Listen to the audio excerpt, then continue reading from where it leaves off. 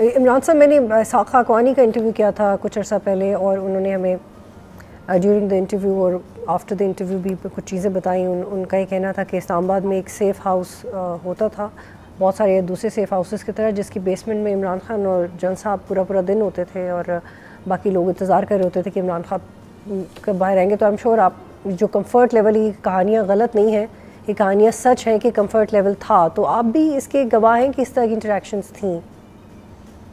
یہ کس نے آپ کو کہا؟ خاقوانی صاحب نے، اسحاق خاقوانی صاحب.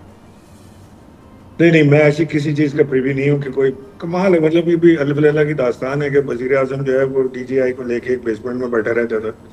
آئی ڈونٹ تھنک ایسا کچھ تھا. یہ I don't see it actually, at least میں تو بالکل پریوی نہیں ہوں ایسی کسی چیز. لیکن ان کا کہنے کا مطلب یہ تھا کہ they had longer interactions for hours. Must بھی ہو سکتا ہے کہ وہ وزیر اعظم ہاؤس میں ہوتی ہو یا خان صاحب کے گھر پہ ہوتی ہو، بنی گالہ میں ہوتی ہو. He was very close to prime minister, اور بڑی کہ وہ تھی، انڈرسٹینڈنگ بھی تھی. اس سے کوئی دو رائے نہیں ہے. اور عمران اسماعیل صاحب، یہ تو اس پہ تو آپ کمنٹ کر سکتے ہیں کہ جب عمران خان نے اپنے انٹرویوز میں کہا کہ ہمارے تو نمبرز بھی لا چینجز کے لیے وہ پورے کرتے تھے، بندے پارلیمنٹ میں وہ پورے کرتے تھے، یہ بھی درست ہے؟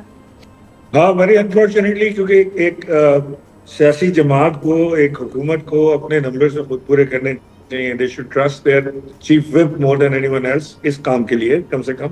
کیونکہ اسمبلی میں نمبرز پورے کرنا چیف وپ کا کام ہوتا ہے، سیاسی لوگوں کا کام ہوتا ہے. وہ آؤٹ سورس کرنا مناسب نہیں ہے. لیکن بہرحال جی عمران خان نے یہ بات کہی ہے آن ریکارڈ، اور اس کے تو سب وٹنس بھی ہیں کہ پارلیمنٹیرینس کو جو ہے وہ ادھر سے فون آ جاتا تھا کہ جی آپ نے ضرور لازمی پہنچنا ہے. Maybe he was trying to help the government to run. Subscribe کریں اور بیل دبائیں تاکہ کوئی خبر رہ نہ جائے.